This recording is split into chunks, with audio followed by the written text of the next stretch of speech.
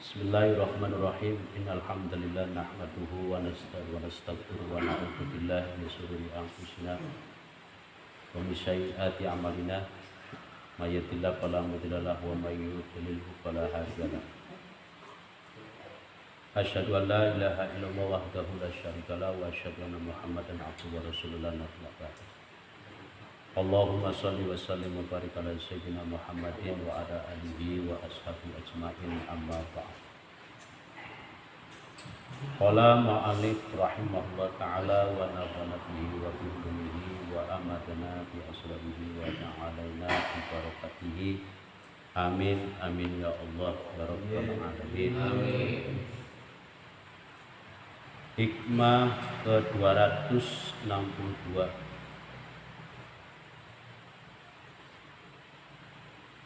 Juz 2 halaman 78. Bismillahirrahmanirrahim. Al-fikratu utawi tafakkur iku sairul qalbi,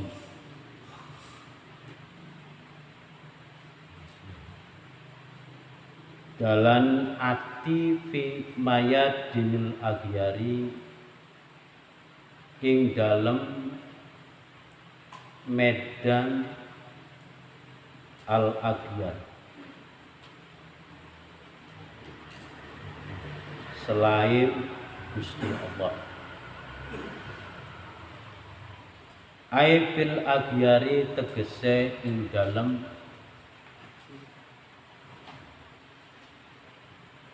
piro-piro liyane Gusti Allah. Wahia utawi al-aghyar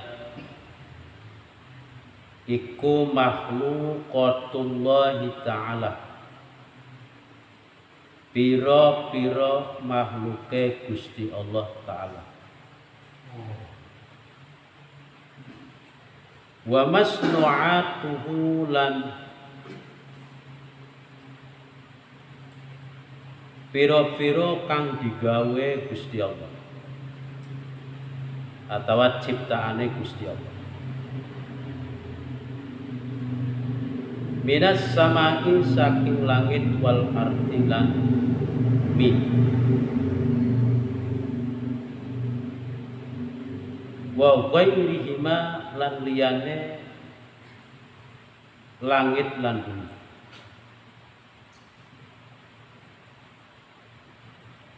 Al-fikratu sairul qalbi fi mayadinil aghyar.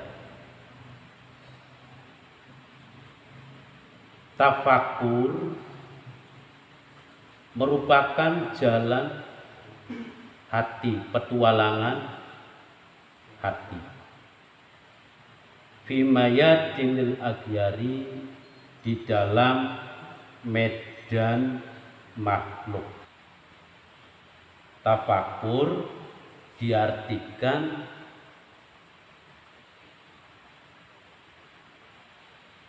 sebagai renungan, merenungi segala ciptaan Allah, baik yang ada di langit maupun yang ada di bumi. Tafakkur, renungan, bagian dari wilayah batin, wilayah hati.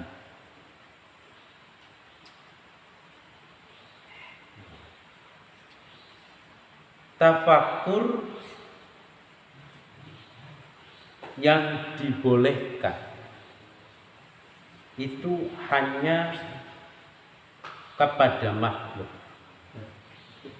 bukan kepada Khalik. Merenungi segala sesuatu selain Allah Subhanahu wa ta'ala. alam di sekitar kita. itu semuanya makhluk.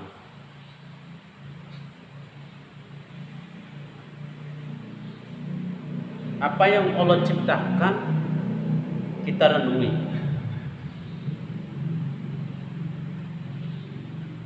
Merenung artinya berpikir secara dalam terhadap segala ciptaan Allah Subhanahu wa ta'ala. Kita tidak mungkin memikirkan, merenungi zat Allah Subhanahu wa ta'ala. Makanya wilayah itu wilayah makhlukat, wilayah yang Allah ciptakan.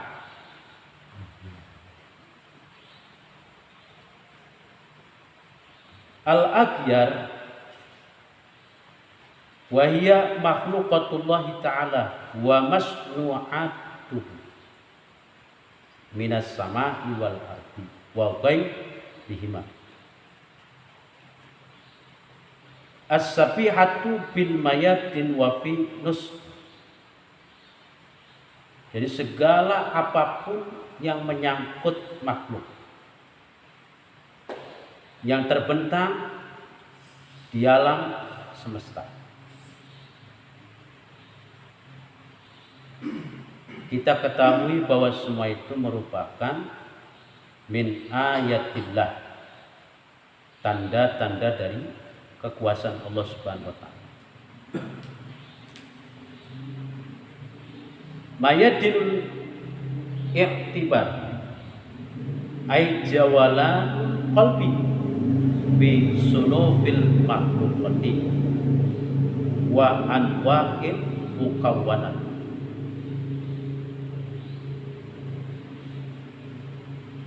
Ay jawalanul qalbi, mayadinul i'tibar, medan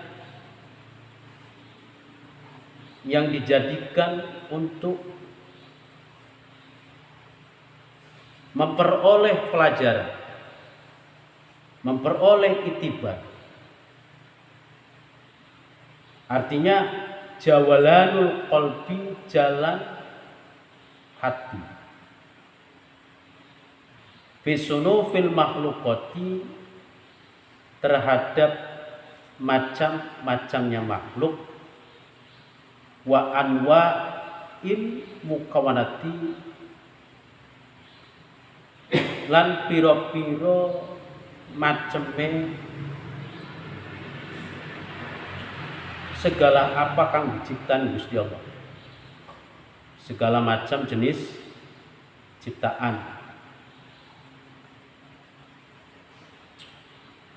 Listikhraji, supaya ngetohaken, supaya ngasilaken barang mabarang piha kang tetep ing dalem mukawanat minal ulum, bayane saking ilmu, wa malan barang intowat kang lipet apa mukawanat alaihi ngatese ma minal adli, saking ibrah, saking pelajaran, wal ayati lan piro-piro tanda, al muwasalati kang nyampe, kang ngubungaken ilal ilmi mari ilmu, billahi ta'ala, lawan Allah ta'ala.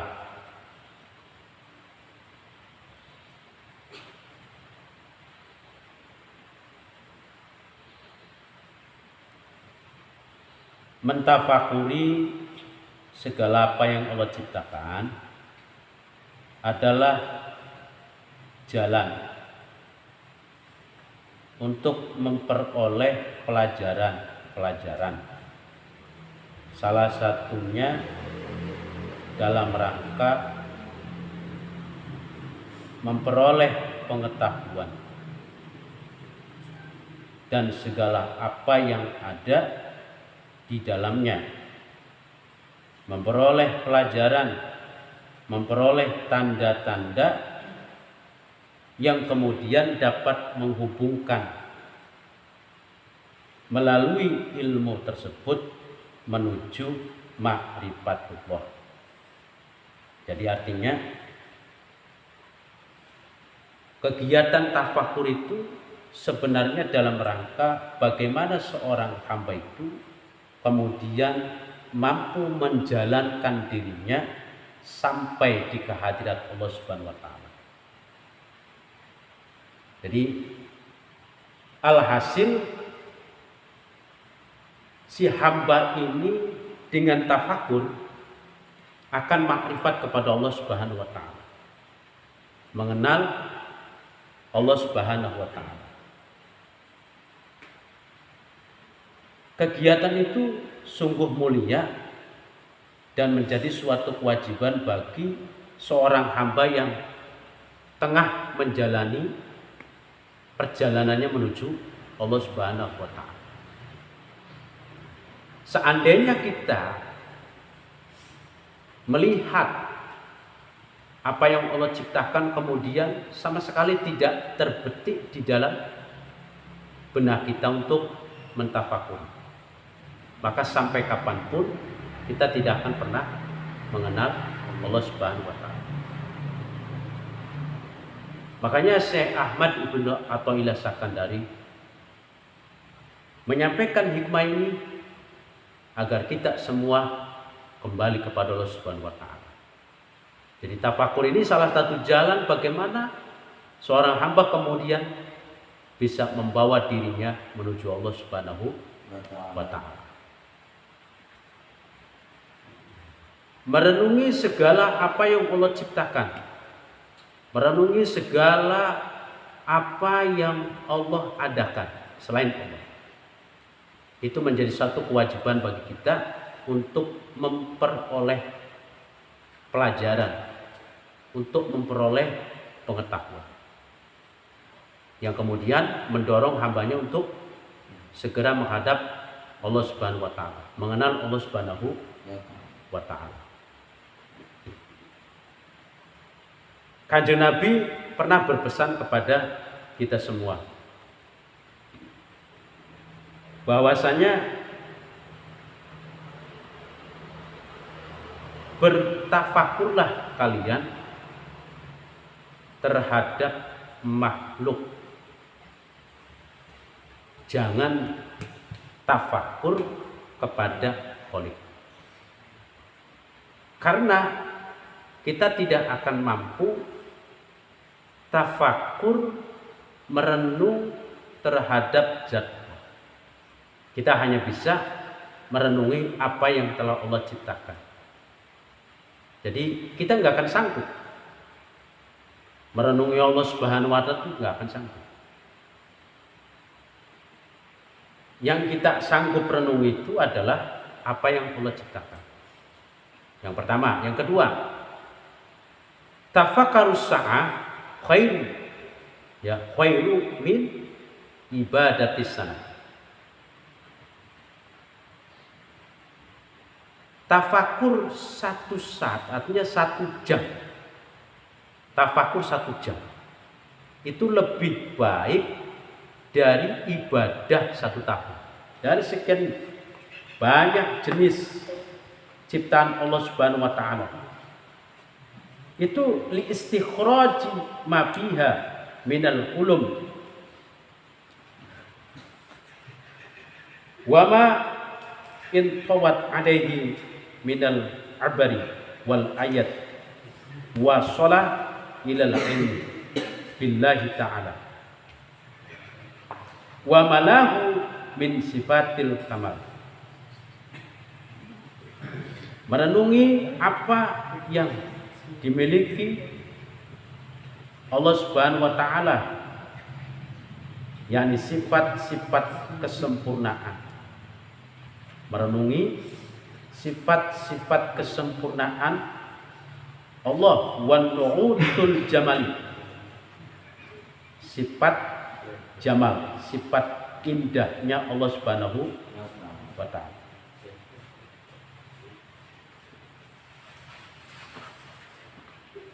Mayadinul ikhtiyar ay jawaladul qalbi fi sunufil makhluqati wa anwa'il mukawanati listikhraji ma fiha minal ulum wa ma intawat alaihi minal abri wal ayat al muwassalah ilal ilmi billahi ta'ala wa malan barang lahu kadua Allah minan sifatil kamali saking sifat-sifat kang sempurna wa nu'util jamalilan sifat-sifat kang indah wa dzalika lan liyane mengkono-mengkono kabeh sifat.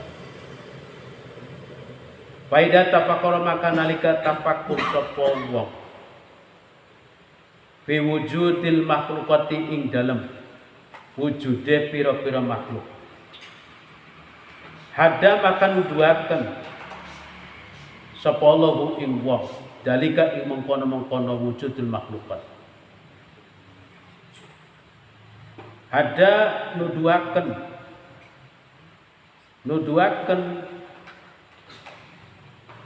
bu ing wujudul makhlukat. Apa dalika mengkono apa dalika tafakkur. Mengkono tafakkur ila wujudi maujudihim maring wujude keadaane makhluk.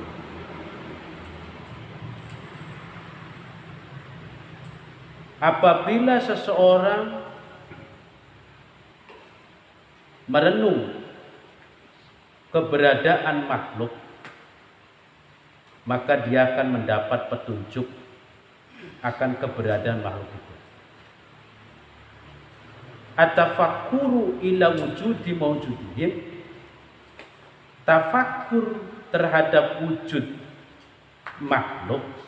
Wa hadza utawi iki ikut tafakkurul amati, tafakkur amah. Seorang hamba yang mentafakuri akan wujud makhluk, kemudian dia mendapat petunjuk dari makhluk, keberadaan makhluk itu, maka tafakur yang demikian itu adalah disebut tafakur amah. Di kategorinya itu tafakur umum. Wa idza tafakkara lan nalika tafakkara tafakkur sapa wong fil hasanati ing dalam pira-pira kebagusan,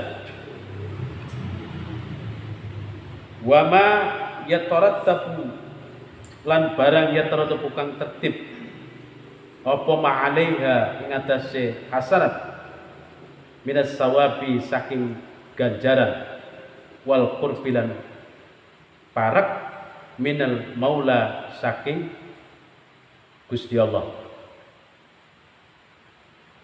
Falawis gawe sapa ing hasanat wa isdada lan nambah sapa wong rogabatan ing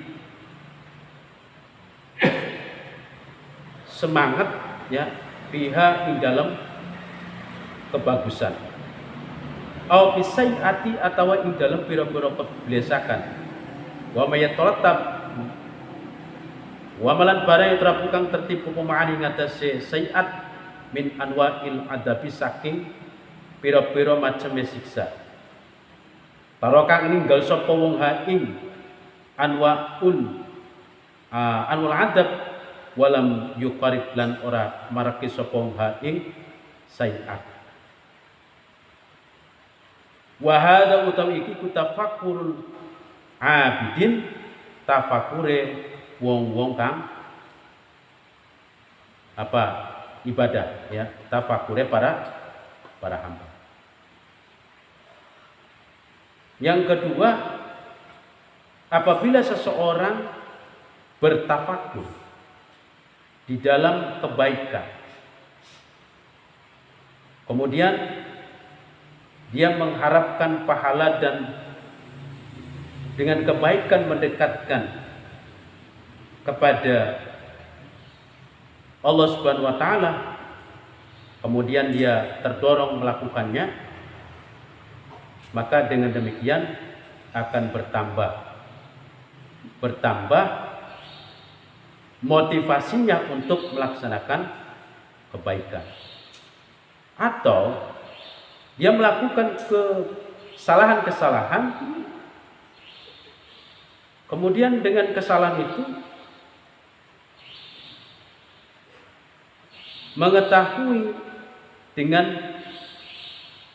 berbagai macam akibat atau siksa yang diterima dari perbuatan kejahatan itu sendiri. Maka dengan itu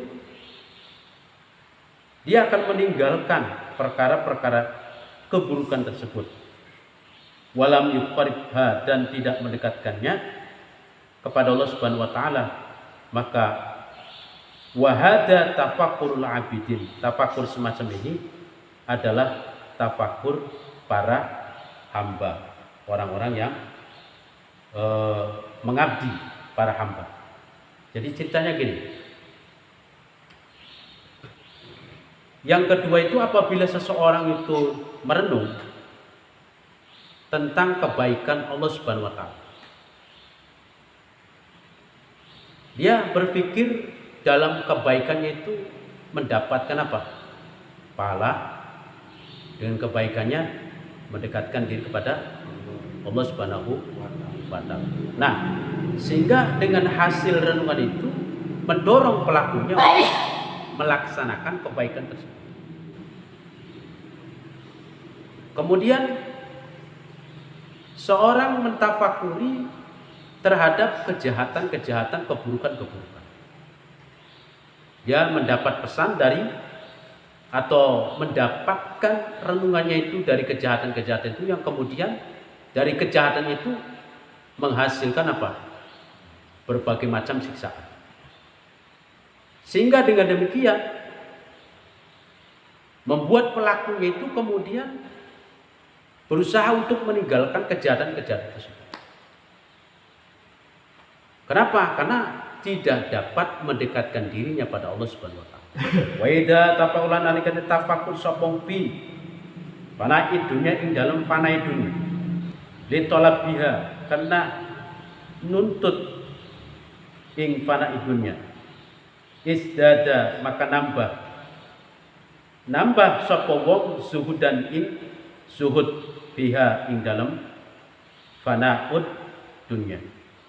Wa hadza utawi iki ikut tafakkur zahidin, tafakure para orang-orang yang zuhud. Nah, jika seseorang bertafakur terhadap panahnya dunia dan sedikitnya manfaat, membuat dirinya dituntut untuk apa? Zuhud dari dunia. Nah, tafakur semacam itu kategorinya adalah tafakur zahidin, tafakurus zahidin, tafakurnya orang-orang yang zuhud. Jadi kita merenung dunia ini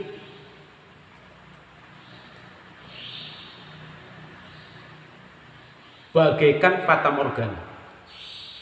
Dunia ini membosankan. Dunia ini menipu dan lain sebagainya. Terus kita renungi sampai menemukan buah, ya, dari tafakur itu sendiri. Sampai mendorong pelakunya itu kemudian meninggalkan. Artinya membersihkan kecintaannya pada dunia. Karena cinta pada dunia itu kalau boleh dikatakan keliru-keliru. Seharusnya cinta kita itu tidak disalurkan kepada dunia. Cinta kita disalurkan kepada yang semestinya, yaitu Sang Khalik. Dunia itu fana, dunia itu rusak. Dunia itu tidak ada.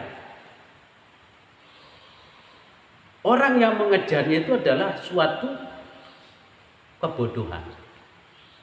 Masa kita mengejar sesuatu yang tidak ada? Maka ya sudahlah. Ayo kita tinggalkan dunia. Jangan kita kejar itu dunia, apalagi sampai mencintai dunia.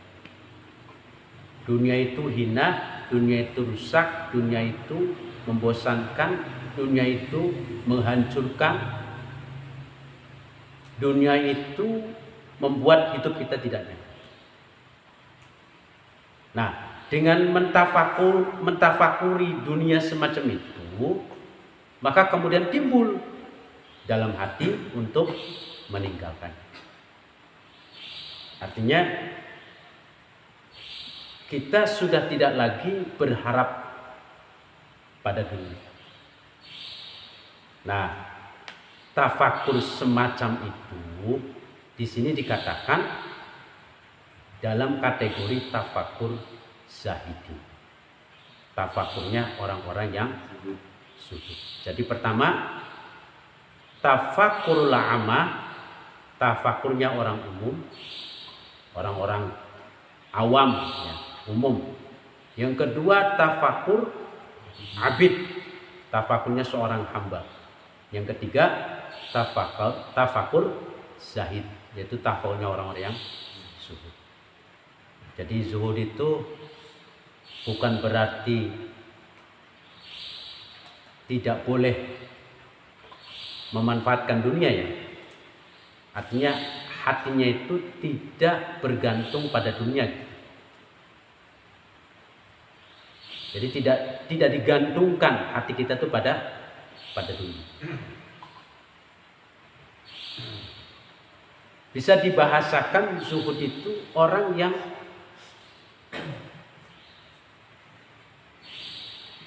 tidak mencintai dunia. Tidak mencintai dunia. Lawannya tuh hubud dunia. Zuhud itu lawannya hubud dunia. Bahkan wali-wali Allah itu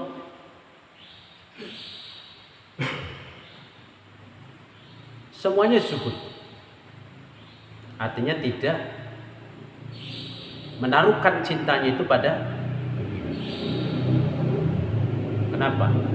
Karena mereka tahu bahwa dunia itu menipu. Dunia itu tempatnya kerusakan, tempatnya kehinaan.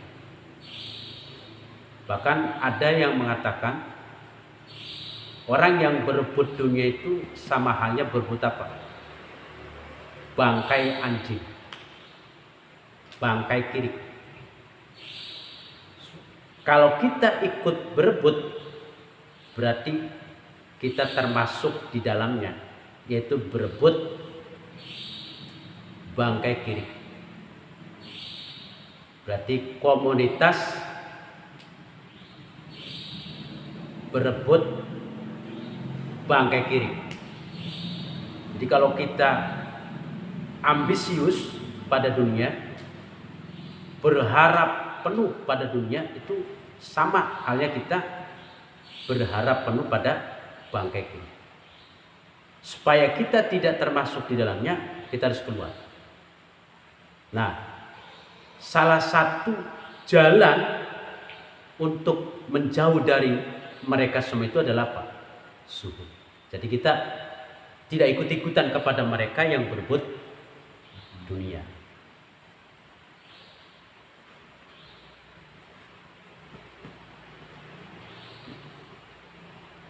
Kemudian wa idza tafakkara, lan nalika tafakkur sapa wong fil alai wan ni'ama,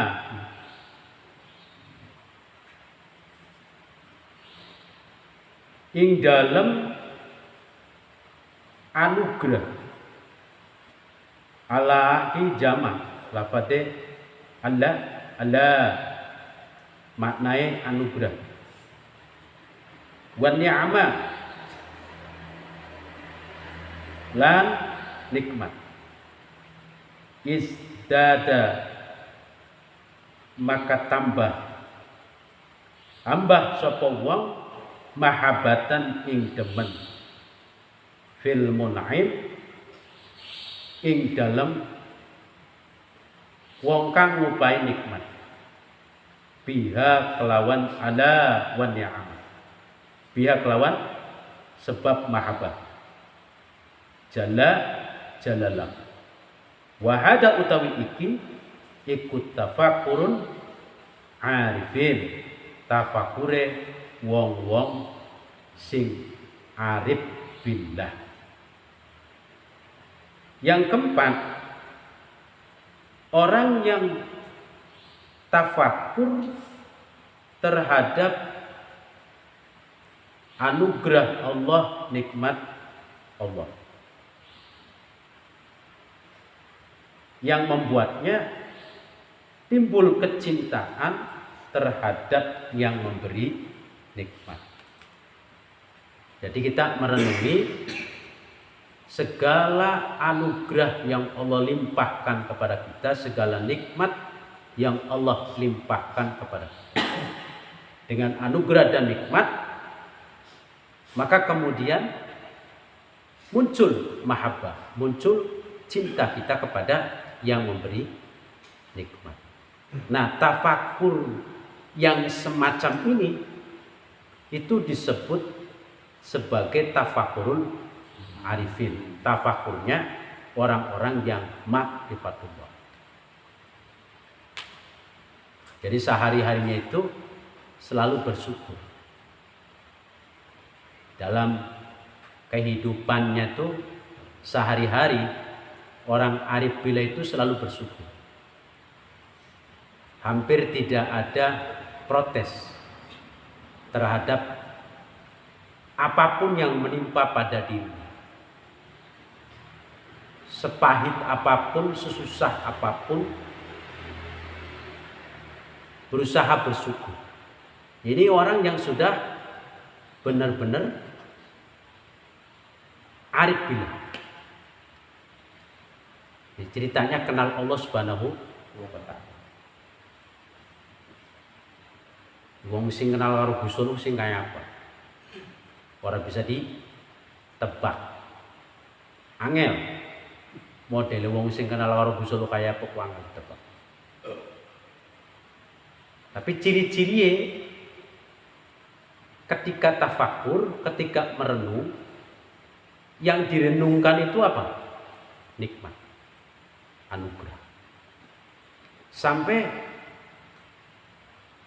Gusti Allah ngelingna wa in ta'uddu ni'matallah la tuhsuha. Jika kalian mencoba untuk menghitung nikmat Allah, la tuhsuha, pasti tidak akan mampu dihitung. Berarti saking banyaknya nikmat. Bagi orang yang kenal Allah, sangat-sangat rugi dan celaka jika kemudian dengan nikmat yang segitu banyaknya, anugerah yang segitu banyaknya, kemudian mereka tidak bersyukur.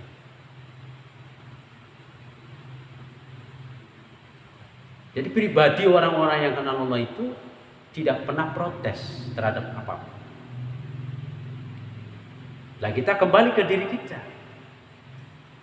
Akan rimae apa ke protes ya? Balik-balik. Lamun ake protes berarti masih durung ma'rifatullah. Masih durung merenung sebagai kapasitas wong sing kenal karo Gusti Allah. Padahal perintah mengenal Allah itu sebenarnya adalah wajib. Mengenal Allah itu wajib. Karena logikanya kita semua akan kembali, yakin kembali. Kita tidak akan selamanya di sini. Nah, untuk kembali ke sana itu membutuhkan apa? Jalan untuk kembali. Nah, jalan untuk sampai ke Allah, ya mesti kita kenal Allah terlebih dahulu. Maka ketika kemudian kita dilahirkan ke dunia, kemudian Allah perintahkan untuk mengenal zat. Berarti perintah mengenal Allah itu aslul hukmi al-wujub. Di hukum asalnya itu adalah wajib. Itu diajarkan di kitab-kitab tauhid. Wajib mengenal. Jadi mentafakur terhadap nikmat, terhadap anugerah yang Allah berikan, yang Allah limpahkan. Kemudian membuat pelakunya cinta kepada yang memberi nikmat. Ya, jadi buahnya itu cinta kepada yang memberi. Maka tafakur yang seperti itu adalah disebut tafakurul arifin. Tafakurnya orang-orang yang kenal Allah Subhanahu wa ta'ala.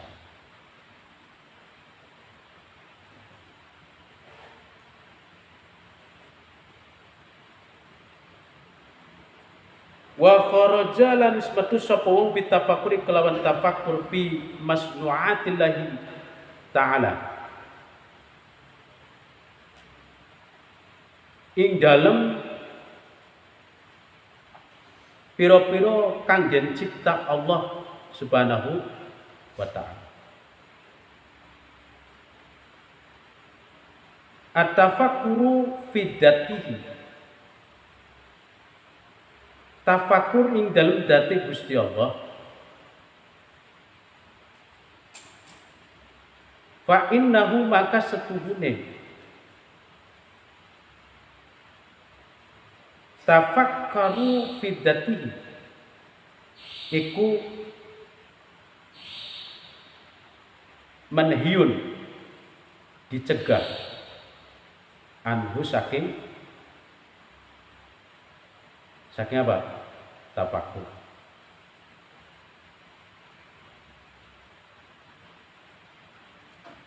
Qala dawu sapa Kanjeng Nabi sallallahu alaihi wasallam. Dawu ing tafakkaru, sabda tafakkaru, pada tafakkur sapa sira kabeh ping kolkihi ing dalam ciptaane Gusti Allah.